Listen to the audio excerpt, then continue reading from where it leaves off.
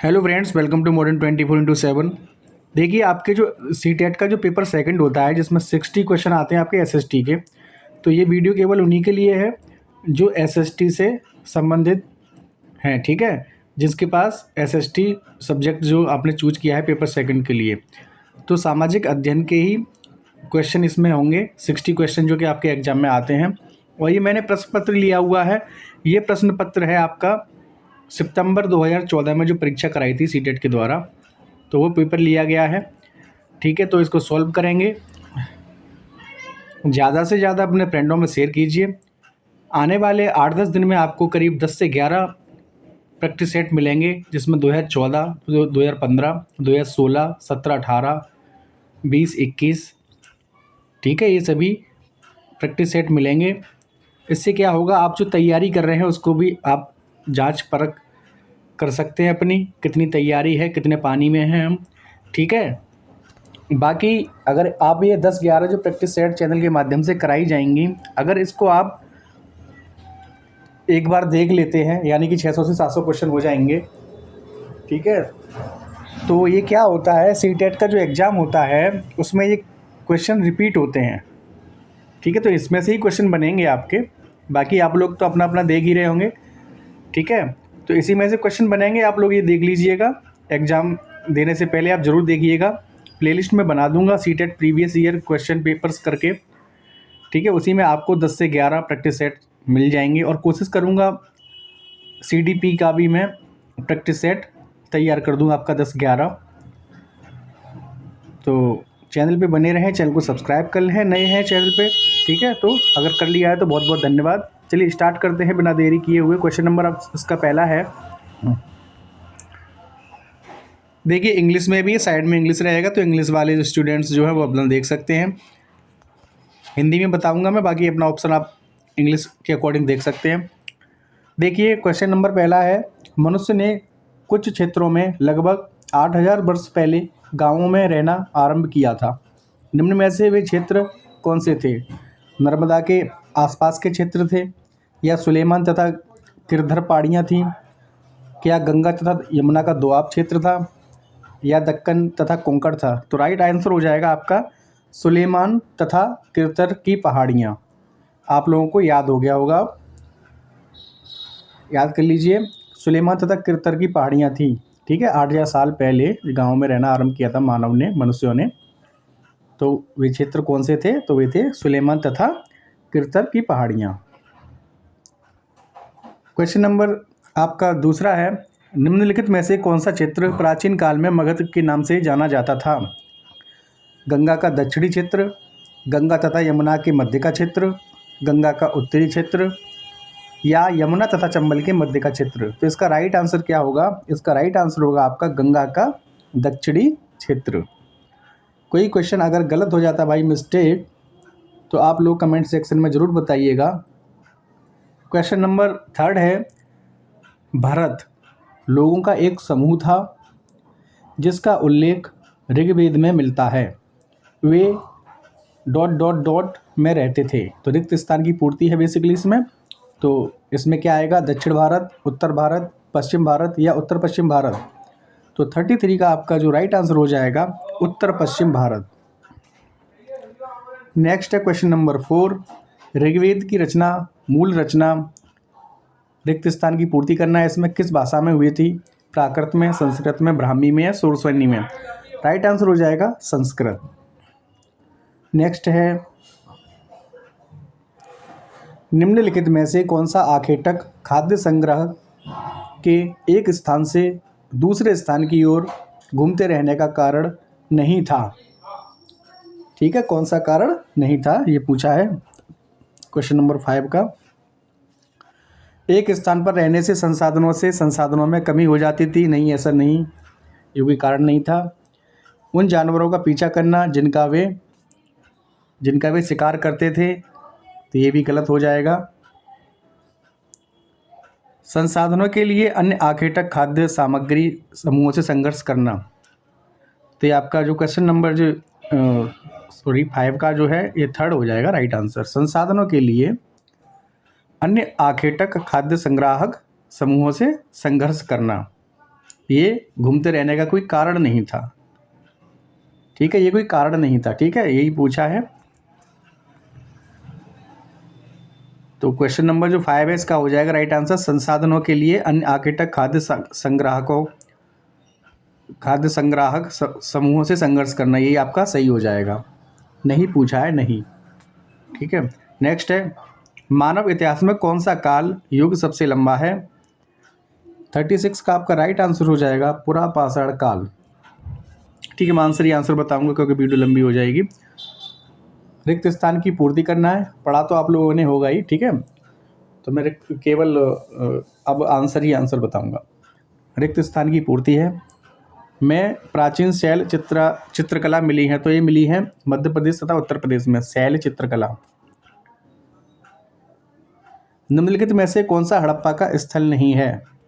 तो जो चिरांद है ना, ये चिरांद हड़प्पा का नहीं है, ये नवपाषाण का है, और ये बिहार की जो सोन नदी है वहाँ ये स्थल है। ठीक है, बाकी राखीगढ़ी, सुर्ग, सोतकाको और गमेरी वाला ये सभी हड़प्पा के स्थल हैं, लेकिन जो चिरांद है ये हड़प्पा का स्थल नहीं है।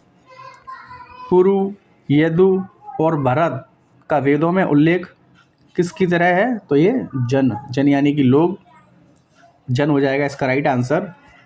शफी तथा हनफी क्या हैं? तो शफी तथा हनफी न्याय के इस्लामिक सिद्धांत हैं। ये न्याय के इस्लामिक सिद्धांत हैं। शफी तथा हनफी न्याय के इस्लामिक सिद्धांत हैं। दंती दुर्ग जिसने हिरण्यगर्भ नामक एक अनुष्ठान किया वह था राष्ट्रकूट प्रधान। यह किसने लिखा है कि रजिया अपने भाइयों से कहीं अधिक योग्य तथा सक्षम थी? तो ये राइट आंसर हो जाएगा मिनहाज ए सिराज ने यह कहा था कि रजिया अपने भाइयों से अधिक योग्य तथा सक्षम है। एक शिलालेख में कहा गया है कि दिल्ली के सुल्तान को खुदा के द्वारा चुना गया है क्योंकि उसमें मोसेस तथा सोलोमन जैसे गुण विद्यमान हैं। वह दिल्ली का सुल्तान कौन था? तो वह था Alauddin Khilji. East India company के शासन के दौरान किस राजस्व बंदोबस्त के अंतर्गत राजस्व एकत्र करने और उसे कंपनी को अदा करने की जिम्मेदारी गांव के मुखिया को सौंपी गई? राइट आंसर हो जाएगा महलवारी बंदोबस्त। प्रथम विश्व युद्ध ने किस प्रकार भारत की आर्थिक और राजनीतिक स्थिति बदल दी? तो इसका राइट आंसर हो जाएगा युद्ध ने औद्योगिक वस्तुओं की मांग में वृद्धि कर दी जिससे भारतीय उद्योगों का विस्तार हुआ। ऑप्शन नंबर 4 हो जाएगा राइट आंसर। निम्नलिखित में से कौन सा मरुस्थल का एक उदाहरण है? देखिए, सुंदरबन डेल्टा है, कोंकण भी नहीं होगा, पश्चिमी घाट भी नहीं होगा, नीलगिरी की पहाड़ियां हैं ये, और तुम्हारा हो जाएगा लद्दाख। लद्दाख क्या है? एक शीतोष्ण ठंडा मरुस्थल है, शीतोष्ण मरुस्थल है। निम्नलिखित कथनों में से कौन सा कथन पृथ्वी की स्थिति के संबंध में सत्य है?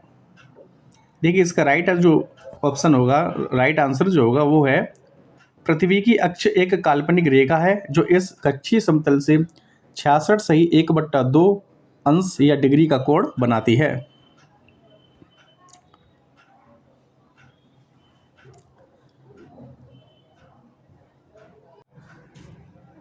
नेक्स्ट है प्रदीप्ति वृत्त है। प्रदीप्ति वृत्त क्या है?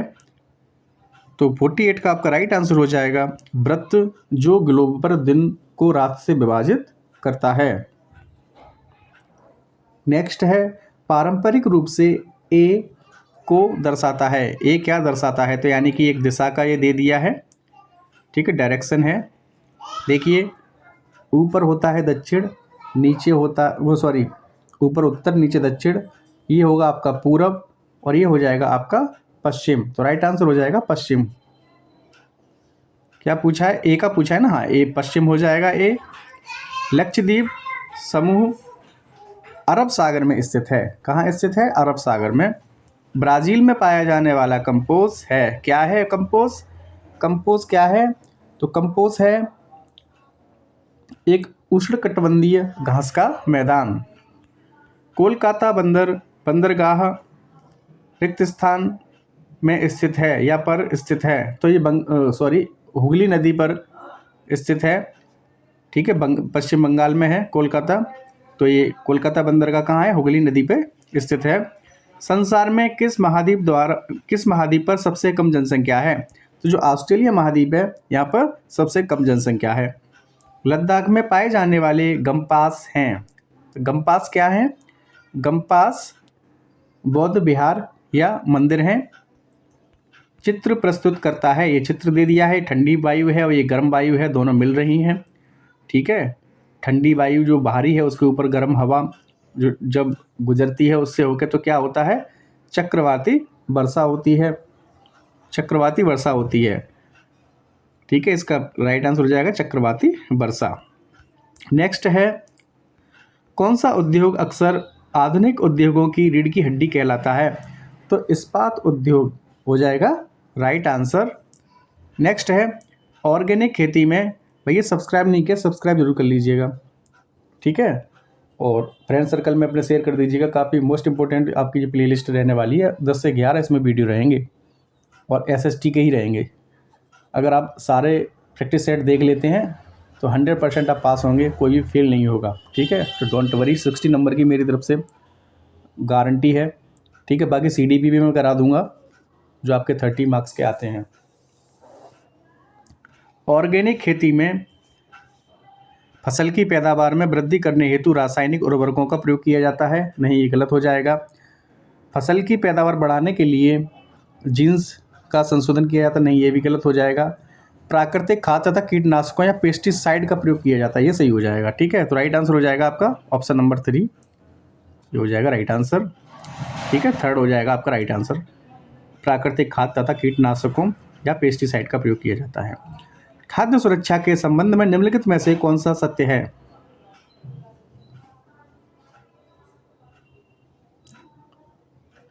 इसका देखिए, खाद्य सुरक्षा तभी बनी रहती है जब सरकार अगले 5 वर्षों के लिए अनाज का सुरक्षित भंडार बनाए रखती है, तो ये क्या होगा, गलत। सरकार अनाज का पर्याप्त भंडार बनाए रखने के लिए अनाज के निर्यात पर रोक लगा देती है, ये भी गलत हो जाएगा। सरकार बेहतर तथा सुरक्षित स्वास्थ्य के लिए ऑर्गेनिक खाद्यों के उत्पादन के लिए प्रोत्साहन करती है, ये भी गलत है, प्रोत्साहित करती है। ठीक है, ये भी गलत है। इसका राइट आंसर हो जाएगा, खाद्य सुरक्षा बनी रहती है जब सभी व्यक्तियों के लिए सभी समय पर्याप्त, सुरक्षित तथा पौष्टिक खाद्य पदार्थ की सुविधा उपलब्ध हो, ये सही हो जाएगा। निम्नलिखित में से कौन सा प्रसिद्ध पर्यावरण अनुकूल ऑटोमोबाइल ईंधन है, तो CNG हो जाएगा। देखिए, CNG का फुल फॉर्म पूछ लेता है कभी कभी, तो CNG का फुल फॉर्म होगा कंप्रेस्ड नेचुरल NETURAL, और ये हो जाएगा गैस, GAS गैस। ठीक है, ये पूछ लेता है। बैरोमीटर का प्रयोग होता है, किस लिए होता है, वायुमंडलीय दाब को मापने के लिए। नेक्स्ट है, ऐसा विश्वास किया जाता है कि ईसा का शिष्य सेंट थॉमस कहाँ आए थे, किस जगह में आए थे, तो केरल में आए थे। जुलू क्या है, तो जुलू दक्षिण अफ्रीका की एक जनजाति है। जुलू क्या है, दक्षिण अफ्रीका की एक जनजाति है। नेक्स्ट है, संविधान के अनुसार राज्य के कितने अंग हैं, तो राइट आंसर हो जाएगा राज्य के कितने अंग हैं, 3 हैं। एक है कार्यपालिका विधायिका, ठीक है, विधायिका, और ये हो जाएगा न्यायपालिका, और न्यायपालिका को स्वतंत्र रखा गया है। नेक्स्ट है, संघवाद से तात्पर्य क्या है, तो राइट आंसर हो जाएगा देश में एक से ज़्यादा स्तर की सरकार का होना। 64 का राइट आंसर हो जाएगा, देश में एक से ज़्यादा स्तर की सरकार का होना। नेक्स्ट है, एक राज्य में यदि एक राजनेता यह तय करता है कि उसके राज्य में दूसरे राज्य के कामगारों को कार्य करने की अनुमति नहीं दी जाएगी, तो इससे कौन से मौलिक अधिकार का उल्लंघन होगा।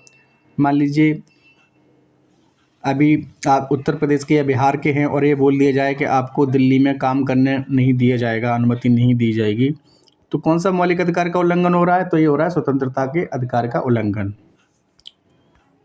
नेक्स्ट है, राज्यसभा में अधिकतम हो सकते हैं कितने सदस्य? तो 245 सदस्य हो सकते हैं। और लोकसभा में कितने? 552। नेक्स्ट है, हमारी व्यवस्था में संसद को बहुत अधिक अधिकार प्राप्त हैं क्योंकि इसे कानून बनाने की शक्ति प्राप्त है। ये ठीक है। इसे न्यायपालिका को नज़रअंदाज करने की शक्ति प्राप्त है। तो ये गलत है। यह जनता का प्रतिनिधित्व करती है। ये ठीक है। संसद में सभी शक्तियाँ निहित प्रदान है। तो ये गलत है। ठीक है। अब इसमें देखिए दो सही हो रहे हैं, लेकिन सबसे जो सही है वो क्वेश्चन ये हो जाएगा आपका, यह जनता का प्रतिनिधित्व करती है संसद। थर्ड हो जाएगा राइट आंसर। भारतीय जनतंत्र में कार्यकारी का कार्य क्या है? यानी कि function of the executive in Indian democracy is to, संसद द्वारा बनाए गए अधिनियमों को लागू करना, implement laws made by the parliament. Second number हो जाएगा राइट आंसर। मध्याह्न अल्पाहार कार्यक्रम के बहुत से सकारात्मक प्रभाव हैं, निम्नलिखित में से कौन सा इनमें से एक नहीं है? 69 का आपका राइट आंसर हो जाएगा। देखिए इसमें नहीं पूछा है, जो मध्याह्न अल्पाहार कार्यक्रम होता है, मिड डे मील जो होता है, तो बहुत से सकारात्मक प्रभाव हैं, निम्नलिखित में से कौन सा इसमें एक नहीं है? विद्यालय में गरीब बच्चों के नामांकन में वृद्धि हुई है, ये भी ठीक है। जाति पूर्वाग्रह या जातिगत पक्षपात में कमी आई हुई, ये ठीक है। अब निर्धन विद्यार्थी अपनी पढ़ाई पर ध्यान केंद्रित कर सकते हैं क्योंकि वे खाली पेट नहीं है, ये भी ठीक है। निर्धन बच्चे परीक्षा में अधिक अंक प्राप्त कर रहे हैं, यह गलत है। ठीक है, तो यही पूछा गया है, नहीं है। तो आपका राइट आंसर हो जाएगा निर्धन बच्चे परीक्षाओं में अधिक अंक प्राप्त कर रहे हैं, नहीं पूछा गया है ना। नेक्स्ट है, चक्रीय चित्र ग्रामीण क्षेत्रों में मजदूरों को प्राप्त विशेष रोजगार के अवसर प्रदर्शित करता है। वे कितने लंबे समय तक नियमित रोजगार प्राप्त करने में अयोग्य हैं? देखिए ग्राफ दिया गया है, दिसंबर जनवरी फरवरी। देखिए दिसंबर जनवरी फरवरी मार्किंग करी गई है। ठीक है, उसके बाद पैदावार दिखाया गया है। ये नवंबर और दिसंबर की पैदावार है, नवंबर दिसंबर की पैदावार है। ठीक है, और आपका ये निराई दिखाई गई है, ये अक्टूबर और सितंबर की निराई है। अगस्त जुलाई का प्रतिरोपण दिखाया गया है। ठीक है, और जून में पौध तैयार करना दिखाई गई है। ठीक है, जून में। अब आपका मई, जो आपका मई है, अप्रैल है, मार्च है, फरवरी है, जनवरी, यानी कि जनवरी फरवरी मार्च अप्रैल मई। तो इसमें पूछा क्या है, वे कितने लंबे समय तक नियमित रोजगार प्राप्त करने में अयोग्य हैं? तो आप गिन के बता दीजिए, जनवरी फरवरी मार्च अप्रैल मई, जनवरी फरवरी मार्च अप्रैल मई, कितने हो गए? 5 हो गए ना। तो राइट आंसर हो जाएगा 5 माह, 5 माह। ठीक है, 5 माह हो जाएगा राइट आंसर।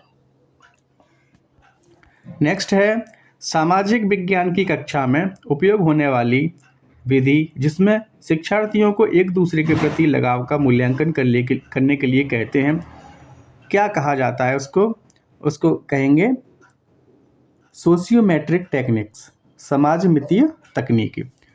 निम्नलिखित में से कौन सा सृजनात्मक चिंतन का अनिवार्य गुण है? देखिए एक होता है अपसारी चिंतन, एक होता है अभिसारी चिंतन। तो अपसारी तो होता है क्रिटिकल थिंकिंग, यानी कि ये होता है आपका ओपन एंडेड। ठीक है, और ओपन बॉक्स। और ये होता है आपका अभिसारी, ये क्लोज होता है। यानी कि अपसारी जो चिंतन होता है वह सृजनात्मक चिंतन भी कहलाता है, क्रिटिकल थिंकिंग होती है उसमें। यानी कि अगर किसी विद्यार्थी से एक प्रश्न पूछे, कोई प्रश्न का उत्तर देना हो, तो उसके कई तरीके से उत्तर देने में समर्थ होता है वो। ठीक है, अपसारी क्या है? अपसारी होता है क्लोज एंडेड। ठीक है, और ये होता है ओपन एंडेड अपसारी। तो इसमें पूछा है निम्नलिखित में से कौन सा सृजनात्मक चिंतन का अनिवार्य गुण है? अभी ध्यान नहीं आ रहा है, मैं बता नहीं पा रहा हूँ ढंग से। खैर थ्योरी वाली क्लास चलेगी तो उसमें मैं ढंग से बता पाऊँगा। ठीक है, क्योंकि हम लोगों को भी तैयारी करनी पड़ती है भाई, और काफ़ी टाइम हो गया सीटेट निकाले हुए। निम्नलिखित में से कौन सा सृजनात्मक चिंतन का अनिवार्य गुण है? तो देखिए उत्पादक, जनरेटिव, उत्पादक हो जाएगा। ठीक है, सृजनात्मक चिंतन अपसारी तो होगा नहीं, क्योंकि अपसारी में आता है सृजनात्मक चिंतन। ठीक है, तो जनरेटिव हो जाएगा राइट आंसर उत्पादक। नेक्स्ट है, एक चुनाव के दौरान उसके विभिन्न मुद्दों की भूमिका को समझने के लिए आप विद्यार्थियों को निम्न में से सबसे ज़्यादा क्या पूछना पसंद करेंगे? न्यूज़पेपर के संपादनों में दिए गए विभिन्न पार्टियों द्वारा एक दूसरे के प्रति तर्कों का विश्लेषण करना, तो ये गलत हो जाएगा। प्रत्येक पार्टी की प्राथमिकताएं और उसकी सर्वाधिक समर्थनकारी नीतियों के प्रकारों का विश्लेषण करना, ठीक है। ये तो राजनीतिक पार्टियों की लोकप्रियता जानने के लिए अपने स्थानिक तौर पर सर्वे करना, नहीं, ये गलत हो जाएगा। विभिन्न पार्टियों के लिए राष्ट्रीय न्यूज़ चैनलों द्वारा समर्पित समय की तुलना और विश्लेषण करना, ये भी गलत हो जाएगा। राइट आंसर आपका हो जाएगा प्रत्येक पार्टी की प्राथमिकताएं और उसकी सर्वाधिक समर्थनकारी नीतियों के प्रकारों का विश्लेषण करना। नेक्स्ट है, निम्नलिखित में से कौन सा आप अपनी कक्षा में समवयस्क अधिगम के लिए अनुशंसित करेंगे? तो इसका देखिए हो जाएगा ड्रामा, नाटक। Which of the following would you recommend for peer learning in your classroom? Drama is right answer. सामाजिक विज्ञान के बारे में निम्नलिखित में से कौन सा कथन सही है? समाज के विविध सरोकारों से सामाजिक विज्ञान का कोई संबंध नहीं है, ये गलत हो जाएगा। सामाजिक विज्ञान सजातीयता और रीति रिवाजों पर बल देता है, ये भी गलत है। सामाजिक विज्ञान एक विषयनिष्ठ अनुशासन है, ये भी गलत है। सामाजिक विज्ञान एक विश्लेषणात्मक और सृजनात्मक मानस की नींव रखता है, ये सही हो जाएगा। ठीक है, 75 का आपका राइट आंसर हो जाएगा 4। सामाजिक विज्ञान में परीक्षा सुधार पर हाल ही का एनसीएफ आधार पत्र बल देता है, तो राइट आंसर हो जाए कंटिन्यूअस असेसमेंट, सतत आकलन। एनसीएफ की फुल फॉर्म पूछ ली जाती है कभी कभी। एनसीएफ क्या होता है? National curriculum framework, national curriculum framework, पता ही होगा आपको। नेक्स्ट है, छोटे बच्चों की शिक्षा को समझने के लिए एक ग्रामीण समुदाय के जीवन इतिहास का अध्ययन करना किस प्रकार के आंकड़े का उदाहरण है? तो प्राइमरी डेटा हो जाएगा राइट आंसर, प्राथमिक आंकड़े। अवलोकनीय तथ्यों से निष्कर्ष निकालने की प्रक्रिया कही जाती है विश्लेषण, एनालिसिस। एक दशक में एक क्षेत्र विशेष में वर्षा में आने वाले बदलावों को प्रदर्शित करने के लिए निम्नलिखित में से कौन सी शिक्षण सहायक सामग्री उपयुक्त है? तो ये क्या होता है? बार डायग्राम होता है ना, दंड आरेख, हो जाएगा राइट आंसर। समवयस्कों के ज्ञान और पांडित्य के महत्व को समझने को किस परिप्रेक्ष्य में महत्व दिया गया है? तो रचनावादी हो जाएगा, यानी कि कंस्ट्रक्टिविस्ट, रचनावादी हो जाएगा राइट आंसर।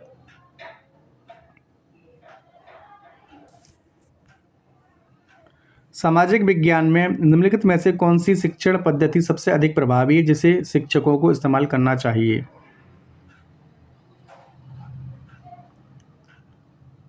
तो 81 का आपका जो राइट आंसर होगा, देखिए पहले देख लेते हैं। बार बार परीक्षा देने से यह सुनिश्चित करना कि शिक्षार्थी विषय वस्तु को सीख गए हैं, तो ये गलत हो जाएगा। बार बार परीक्षा देने से ये थोड़ी हो जाएगा भाई, इस तो रटना हो गया, विषय वस्तु को सीख गए। उदार भाव से ग्रेड देना, ये भी नहीं होगा।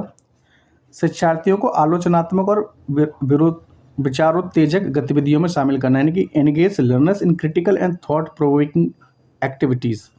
गृह कार्य देना, ये भी तो गलत ही हो जाएगा, असाइन होम असाइनमेंट्स, ये हो जाएगा राइट आंसर 3rd। शिक्षार्थियों को आलोचनात्मक और विचारोत्तेजक गतिविधियों में शामिल करना। नेक्स्ट है, भारतीय बहुलतावादी समाज में सामाजिक विज्ञान की पाठ्य पुस्तकों को बहुसंख्यकों की राय को प्रदर्शित करना चाहिए, नहीं भाई ये गलत है। सरकार के विचारों को प्रदर्शित करना चाहिए, नहीं। विवादास्पद मुद्दों से बचना चाहिए, ये भी गलत है। सभी धर्मों और सामाजिक समूहों को शामिल करना और उनका प्रतिनिधित्व करना चाहिए, 4 हो जाएगा इसका राइट आंसर। समता के बारे में पढ़ाने के लिए निम्नलिखित में से सर्वाधिक उपयुक्त पद्धति कौन सी है? समता यानी कि समानता, ठीक है, लिंग भेदभाव को मिटाना। व्याख्या देना, नहीं ये लेक्चर तो गलत है। परियोजना देना, ये भी गलत है। गरीबी और पूंजीवादी के विचारों से संबंधित क्षेत्र कार्य देना, ये तो दोनों गलत हैं भाई, ठीक है, ये ठीक है। गरीबी और पूंजीवाद के विचारों से संबंधित क्षेत्र कार्य देना, समता को बढ़ावा देने के लिए संवैधानिक प्रावधानों को उभारना। ठीक है, तो इसमें देखिए यही सही हो जाएगा, गरीबी और पूंजीवादी के विचारों से संबंधित क्षेत्र कार्य देना, assign field work around the ideas of property and capitalism. 83 का राइट आंसर हो जाएगा ऑप्शन नंबर 3। निम्नलिखित में से कौन सा नियमों, विनियमों और मूल्यों के सामाजिक अधिगम को बढ़ावा देगा? तो ग्रुप डिस्कशंस, समूह चर्चा हो जाएगा राइट आंसर। नेक्स्ट है, शिक्षार्थी के व्यवहार के निम्नलिखित में से किस वर्णन को सामाजिक विज्ञान की कक्षा में अभिवृत्तियों और मूल्यों के आकलन में इस्तेमाल किया जा सकता है? 85 का आपका जो राइट आंसर हो जाएगा, प्रश्न पूछने के लिए स्वतंत्र अनुभूत करना, feeling free to ask questions. Next है, सामाजिक विज्ञान की कक्षा में निदानात्मक और उपचारात्मक शिक्षण में शामिल होंगे। 86 का राइट आंसर हो जाएगा, शिक्षार्थी की कठिनाई विशेष की पहचान करना, राइट आंसर हो जाएगा 86 का।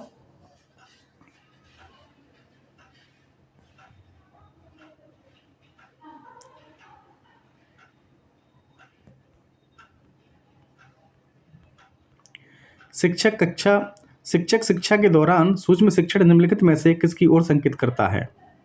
87 का राइट आंसर हो जाएगा आपका, ऐसी छोटी कक्षा को पढ़ाना जिसमें सहपाठी शिक्षार्थियों की भूमिका निर्वाह कर रहे हों, जिसमें सहपाठी शिक्षार्थियों की भूमिका निर्वाह कर रहे हों, ऐसी छोटी कक्षा को पढ़ाना, यानी कि teaching a miniature classroom with peers role playing as students. Next है, सामाजिक विज्ञान की कक्षा में अवधारणा को स्पष्ट करते समय जब एक शिक्षक वैयक्तिक अनुभवों का प्रयोग करता है तो वह उनकी स्थानीय वास्तविकता को वैश्विक संदर्भों के साथ जोड़ने की योग्यता को बढ़ावा देता है। 89 है, निम्नलिखित में से कौन शिक्षार्थी की सांस्कृतिक पूंजी बनाते हैं? 89 का आपका राइट आंसर हो जाएगा, परिवार की शैक्षिक पृष्ठभूमि। ठीक है, जो educational backgrounds of the family जो होता है वो शिक्षार्थी की सांस्कृतिक पूंजी बनाते हैं। नेक्स्ट है, निम्नलिखित में से कौन सा सामाजिक विज्ञान की कक्षा में प्रगतिशील शिक्षा का आयाम है? 90 का आपका राइट आंसर हो जाएगा, बहुलता और विविधता के लिए सम्मान, respect for popularity and multiplicity. ये तो गलत हो जाएगा, शिक्षार्थियों को अलग करना, प्रकार, फंक्शनल इंटेलिजेंस, परीक्षा में अंक लाने पर बल देना, ये गलत हो जाएगा, ये सही हो जाएगा बहुलता और विविधता के लिए सम्मान। तो थैंक्स फॉर वाचिंग, मिलते हैं नेक्स्ट वीडियो में। वीडियो पसंद आई है तो बताइएगा, ठीक है, इसके करीब 10 से 11 प्रैक्टिस सेट कराएंगे।